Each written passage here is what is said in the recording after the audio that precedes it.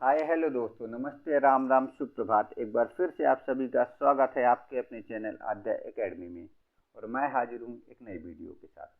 तो दोस्तों, जैसे हम हिंदी साहित्य पढ़ रहे थे और हिंदी साहित्य में हमने सिद्ध साहित्य की स्टार्टिंग किया है। और सिद्ध साहित्य में हमने सिद्ध साहित्य की विशेषता और जो भी चीज़ें शुरुआत की होती हैं उसको हमने अच्छे से हमने पॉइंट बाय पॉइंट हमने पढ़ लिया है। और आज हम पढ़ेंगे सिद्ध साहित्य के सबसे प्रमुख सिद्ध के बारे में, जिनका नाम है सरहपा। तो हम पढ़ेंगे सरहपा के बारे में, चवरापा के बारे में, लुइपा के बारे में, कंधापा के बारे में। मतलब ऐसे सिद्धों के बारे में हम पढ़ेंगे जिनसे आपके एग्जाम पे क्वेश्चन बनते हैं, और उनको हम विस्तार से पढ़ेंगे। जो भी आपके एग्जाम के पॉइंट ऑफ व्यू से क्वेश्चन उनसे बनते हैं, उन्हीं के आधार पे हम पढ़ेंगे। तो जो भी हमारे दोस्त नए हो हमारे चैनल पे, वो चैनल को ज़रूर सब्सक्राइब कर लें, क्योंकि ये आपका जो फ्री बैच आपको प्रोवाइड किया जा रहा है, या जो आपका फ्री बैच ये वाला चल रहा है, वो आपका BPSC 4.0 यूपी TGT PGT का क्रैश कोर्स के रूप में, और आपका EMRS की जल्द वैकेंसी आने वाली है, तो उसके पॉइंट ऑफ व्यू को देखते हुए ये बैच चलाया जा रहा है। जो ज़्यादा से ज़्यादा 100 दिन में इसको टारगेट रखा गया है कि आपके इस बैच को पूरा हिंदी साहित्य आपका कवर कर दिया जाए। तो आज हम पढ़ेंगे सरहपा के बारे में। तो चलिए आते हैं हम सरहपा के बारे में आज विस्तार से हम पढ़ेंगे। सरहपा के अन्य नाम क्या हैं जो आपके एग्जाम में पूछे जाते हैं? तो सरहपा को हम शराहपाद भी कहते हैं, राहुल भद्र भी कहते हैं, सरोरूह भी कहते हैं, सरोज वज्र भी कहते हैं, पद्म वज्र भी कहते हैं, और स्थूल भद्र भी कहते हैं। ये सारे नाम किसके हैं? ये सारे नाम सरहपा के हैं, जिनमें से आपके सबसे इम्पोर्टेंट आपका शराहपाद आपको देखने को मिलेगा, राहुल भद्र आपको देखने को मिलेगा, सरोज वज्र भी आपको देखने को मिलेगा। ठीक है, ये 3-4 नाम आपके सबसे इम्पोर्टेंट हो जाते हैं। ठीक है, कि सरहपा का वास्तविक नाम क्या था? तो सरहपा का वास्तविक नाम राहुल भद्र भी था। क्या था? राहुल भद्र था। अब इनके जन्म स्थान के बारे में हम जानेंगे। जन्म स्थान के बारे में इनकी विवादास्पद मत है। क्या है? विवाद है। अब विवाद क्या होता है? विवाद ये होता है कि कुछ विद्वान कुछ दूसरा मान रहे हैं और कुछ विद्वान कुछ दूसरा मान रहे हैं, तो इसी को विवाद, मतलब एक मत नहीं है किसी का। ठीक है, तो कुछ लोग उनका उड़ीसा मान रहे हैं, कुछ लोग सहरसा मान रहे हैं, और कुछ लोग भागलपुर का बिहार मान रहे हैं। बिहार पे जो भागलपुर है उसको भी सरहपा का जन्म स्थान मान रहे हैं। जन्म काल क्या हो जाता है? तो सरहपा का जन्म काल हो जाता है 767 ईस्वी आ जाता है। क्या है? 767 ईस्वी राहुल सांकृत्यायन के अनुसार। लेकिन आपका जन्म काल जो है ईस्वी में बहुत कम पूछा जाता है और शताब्दी में बहुत ज़्यादा पूछा जाता है। तो आपको याद रखना है कि सरहपा के जन्म काल की शताब्दी है, या सरहपा 8वीं शताब्दी के कवि हैं। कितने? 8वीं शताब्दी के कवि हैं। ठीक है, 8वीं शताब्दी के आपके कौन है? सिद्ध हैं। ठीक है, अगला है डॉक्टर राम कुमार वर्मा ने, इनका जन्म जो है 711-8 को 26 विक्रय संवत राम कुमार वर्मा ने माना है। और शुक्ल जी और बाबू गुलाब राय ने 690 के आसपास विक्रय संवत पे इनका जन्म काल माना है। अब आइए हम सरहपा के विशेष से हम जानते हैं। सरहपा को प्रथम सिद्ध या प्रथम कवि माना जाता है। क्या माना जाता है सरहपा को? सरहपा को प्रथम सिद्ध और प्रथम कवि माना जाता है। सरहपा को महासुखवाद की धारणा का प्रवर्तक माना जाता है। अब महासुखवाद क्या होता है? हमने अपनी पुरानी वीडियो पे हमने आपको विस्तार से बताया है कि महासुखवाद सिद्धों ने किसे माना है। ठीक है, तो महासुखवाद के प्रवर्तक भी इनको माना जाता है। दोहा चौपाई के प्रथम प्रयोक्ता, दोहा चौपाई का प्रथम प्रयोग किसने किया था? तो सरहपा ने दोहा चौपाई का प्रथम प्रयोग किया था। इसीलिए दोहा चौपाई शैली के प्रथम प्रयोक्ता भी सरहपा को कहा जाता है। सरहपा की सिर्फ एक ही रचना सबसे प्रसिद्ध है, जिसका नाम है दोहा कोश। क्या नाम है? दोहा कोश। दोहा चौपाई शैली में इन्होंने क्या लिखा है? दोहा कोश को लिखा है। ठीक है, आपको ऐसे रिलेट करके याद रखना है। तो आपको 3-4 चीज़ें हैं कि सरहपा प्रथम सिद्ध और प्रथम कवि माने जाते हैं, महासुखवाद के प्रवर्तक माने जाते हैं, दोहा चौपाई शैली के प्रयोक्ता माने जाते हैं, और सरहपा की प्रसिद्ध रचना दोहा कोश होती है। अगला है कि राहुल शाक्रतायन के अनुसार सरहपा का जन्म जो हुआ था वो नालंदा और प्राच्य देश में हुआ था। कहाँ पे हुआ था? राहुल शाक्रतायन ने इनका जन्म नालंदा और प्राच्य देश माना है। सरहपा को कोशी अंचल का कवि माना जाता है। क्या माना जाता है?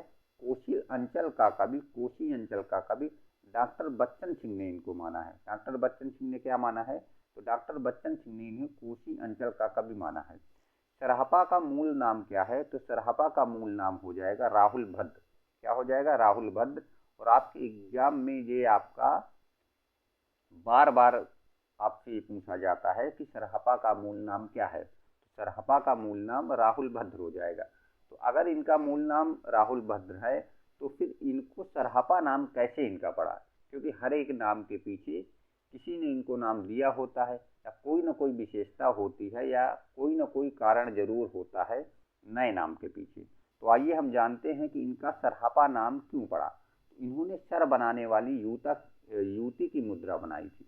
ठीक है, एक कहानी आती है, जब आप सरहपा को पढ़ेंगे तो सरहपा की उसी में एक कहानी आती है कि इन्होंने सर बनाने वाली एक युवती की मुद्रा बनाई थी। ठीक है, तो इसी मुद्रा के कारण इनका नाम, इसी युवती की मुद्रा के कारण इनका नाम क्या पड़ गया था? सरहपा पड़ गया था। ठीक है, शरह तो इनका नाम था। ठीक है, सर बनाने। और पा जो होता है लास्ट में, जो सिद्धों के नाम के पीछे पा लिखा होता है, ये क्या आदरणीय सूचक शब्द होता है। जैसे हम अपने से बड़ों से के नाम के पीछे जी लगाते हैं, जैसे पिताजी, माताजी, हाँ, बड़े भाई जी, तो ये सब आदर, जैसे हमारे में जी शब्द आदरणीय शब्द होता है, उसी प्रकार सिद्धों में पा जो होता है वो आदरणीय सूचक शब्द माना जाता है। इसीलिए सारे सिद्धों के पीछे पा जरूर लगता है। जैसे सरहपा हो गया, सबरपा हो गया, लुईपा हो गया, डोम्बिपा हो गया, तो जितने सिद्ध हैं सबके पीछे पा लगा होता है। और सिद्धों की संख्या कितनी बताई गई? तो सिद्धों की संख्या 84 बताई गई है। इन 84 सिद्धियों में 4 महिलाएं थी। क्या थी? 4 महिलाएं थी। अगला आ जाएगा कि राहुल शाक्रतायन ने सरहपा के गुरु का नाम भद्रबाहु माना था। क्या माना था? तो राहुल शाक्रतायन ने सरहपा का गुरु जो है हरिभद्र माना था। क्या माना था? राहुल शाक्रतायन ने हरिभद्र को सरहपा का गुरु माना था। अगला है कि सरहपा उड़ीसा शासक धर्मपाल के समकालीन थे। तो किसके समकालीन थे? तो सरहपा जो थे उड़ीसा के शासक धर्मपाल के समकालीन थे। और सरहपा ने 32 ग्रंथ लिखे थे जो अनुपलब्ध हैं। जो क्या है? अनुपलब्ध हैं। और सर्वप्रथम आक्रोश की भाषा सरहपा ने ही अपनाई थी। किसकी भाषा? आक्रोश की भाषा किसने सर्वप्रथम अपनाई थी? तो सरहपा ने ही आक्रोश की भाषा अपनाई थी। अब उनकी प्रसिद्ध रचना जो है, प्रसिद्ध ग्रंथ दोहा कोश, और यही सबसे ज़्यादा पूछा जाता है, यही आपके एग्जाम में पूछा जाएगा कि सरहपा की रचना कौन सी है, दोहा कोश किसकी रचना है, तो आपको सरहपा लगा देना है। ठीक है, दोहा कोश की 3 प्रतियां प्राप्त हुई है, जिसमें प्रथम प्रति में 20 दोहे, द्वितीय प्रति में 12 दोहे और तृतीय प्रति में 8 दोहे आपके बताए गए हैं। ठीक है, इतने हैं। तो ये रहा आपका सरहपा से बनने वाले मोस्ट इम्पॉर्टेंट आपके क्वेश्चन। ठीक है, सारे क्वेश्चन आपके सरहपा से जितने बनेंगे वो सारे क्वेश्चन आपके यहीं से बनेंगे। एक भी क्वेश्चन आपका इधर से उधर नहीं आएगा। ठीक है, अब अगला हमारा आ जाता है सबरपा। अगले सिद्ध कौन से हैं? सरहपा के बाद सबरपा आ जाते हैं। सबरपा का जन्म कब हुआ था? तो सबरपा का जन्म हुआ था 780 ईस्वी के आसपास का समय था। कितने का समय था? 780 ईस्वी के आसपास का समय, मतलब लगभग आप मान सकते हैं। ठीक है, ये भी आपका इनका जन्म भी एकदम निश्चित नहीं है कि इतना ही है। ठीक है, जैसे हम भारतेंद्र हरिश्चंद्र का जन्म मानते हैं कि 1850 में उनका जन्म हुआ था। ठीक है, तो इस प्रकार से इनका जन्म जो है एकदम निश्चित नहीं है। आसपास जहाँ भी लग जाए इसका मतलब लगभग है। ठीक है, इधर उधर हो सकता है।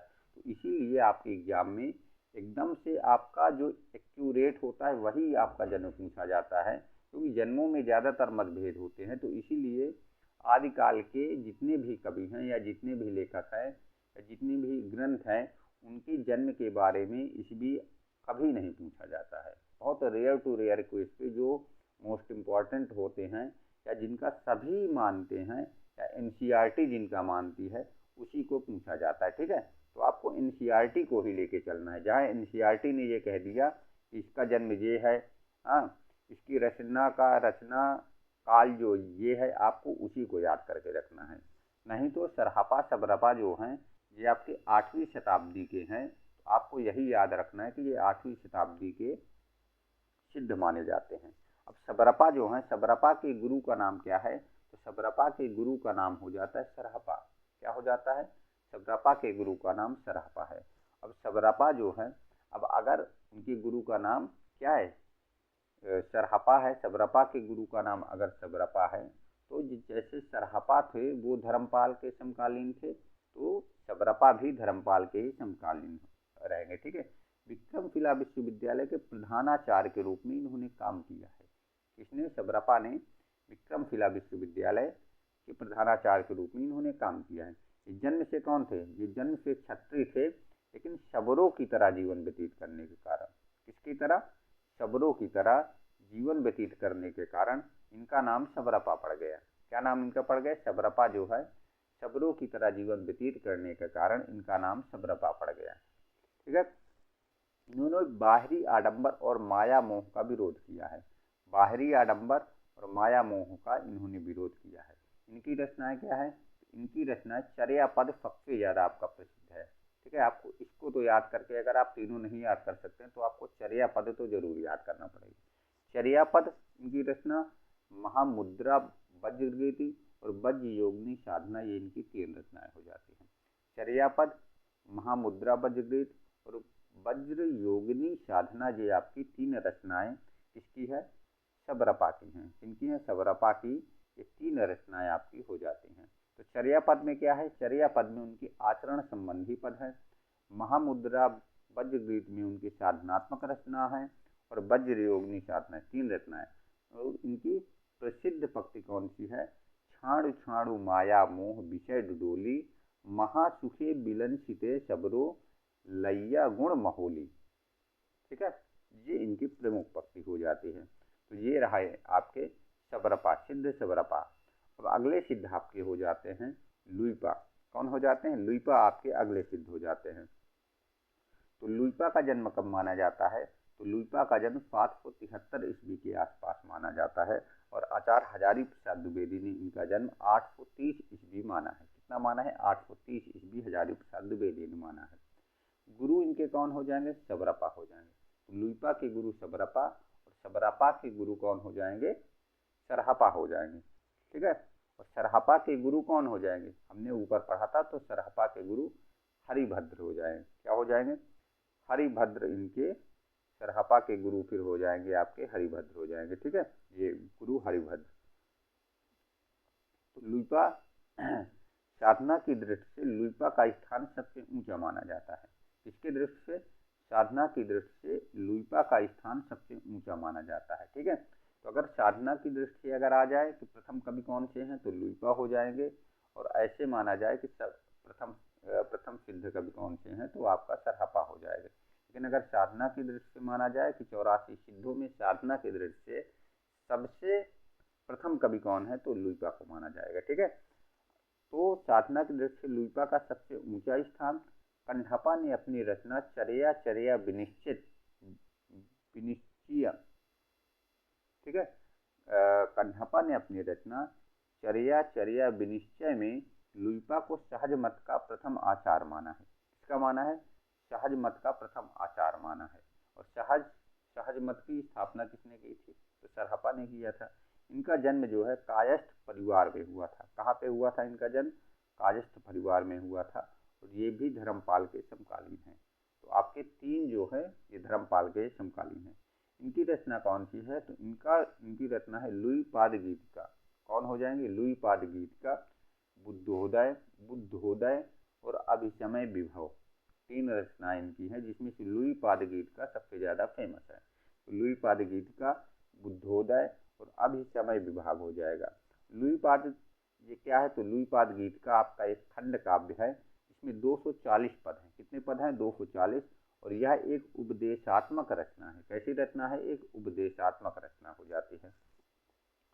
लुइपा की साधना के प्रभाव को देखकर तत्कालिक उड़ीसा के शासक दरिकपा, क्या है दरिकपा, मूल नाम इनका क्या है दरिकपा का मोहन, और उनके मंत्री डोंगिया लुइपा के शिष्य बन गए थे। क्या बन गए थे? लुइपा के शिष्य बन गए थे। ठीक है, तो ये रहा है आपके 3 कवि, कौन कौन से? सरहपा, छबरपा और लुइपा। तो आपके मोस्ट इम्पॉर्टेंट जो तीनों से बनने वाले हैं वो हमने आपको बता दिया है। अब आपको इनके तीनों की गुरु पद्धति को अगर हम देखें तो आप देखेंगे हरिभद्र पहले आ जाएंगे। क्या आ जाएंगे? हरिभद्र आ जाएंगे। हरिभद्र के चेले का नाम क्या था? सरहपा। सरहपा सरहपा के शिष्य कौन थे? छबरपा। छबरपा थे। और छबरपा के शिष्य का नाम क्या था? लुइपा। क्या नाम था? लुइपा। तो ये हो जाएगा लुइपा के गुरु छबरपा, छबरपा के गुरु सरहपा, सरहपा के गुरु हरिभद्र, ऐसे हो जाएगा। तो ये इनका आपका सबसे ज़्यादा इम्पोर्टेंट आपका ये भी आपका हो जाता है। तो तीनों आपके वेरी वेरी वेरी इम्पोर्टेंट है और यहीं से आपके एग्जाम में क्वेश्चन बनते हैं। एक भी क्वेश्चन आपका इधर से उधर नहीं आएगा इन सिद्धों में से। तो अगर आप हमारे चैनल पर नए हों तो चैनल को ज़रूर सब्सक्राइब करिए और अपने विचार या पढ़ाने में कोई त्रुटि हो रही हो या कोई चीज़ें छूट रही हो तो उसे आप कमेंट बॉक्स पर अपनी राय ज़रूर दीजिए। वीडियो को लाइक करिए, चैनल को सब्सक्राइब करिए और इस आद्या एकेडमी परिवार का हिस्सा बनिए, क्योंकि जब आप चैनल को सब्सक्राइब करते हैं और 1-2 लोगों को जोड़ते हैं तो आप इस परिवार का हिस्सा बन जाते हैं और हमको मोटिवेशन भी एक मिलता है कि हम अच्छा से अच्छा कंटेंट आपको दे पाएँ। तो अगर आप किसी भी हिंदी साहित्य की, हिंदी व्याकरण की अगर आप तैयारी कर रहे हों और किसी भी स्टेट से हों जिसमें हिंदी साहित्य आ रही हो तो आप हमारे साथ फ्री में आप जुड़ सकते हैं। कोई चार्ज नहीं लगना है। चार्ज के रूप में आप अपना प्यार चैनल को सब्सक्राइब करके आप दे सकते हैं। तो चलिए मिलते हैं अगले वीडियो में, तब तक के लिए राधे राधे, राम राम।